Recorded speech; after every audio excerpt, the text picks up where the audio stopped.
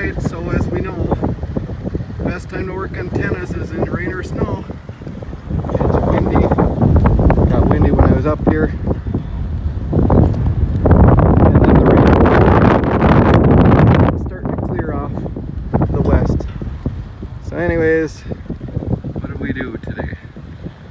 Well, notice this is a project of the 2-meter antenna. So if you look right there, there was a, well, if you can see it, there was a kink kind of in the pigtail.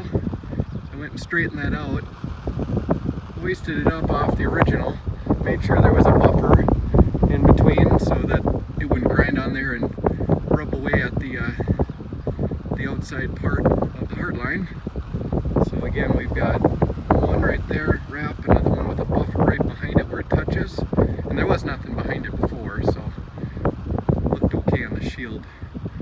And then again, kind of kinked it up, not kinked it up, but straightened it out, I should say. So it's about the best that we can do with supplies today. But we're 220 feet.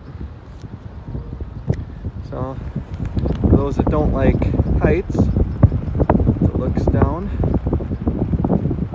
There's my truck.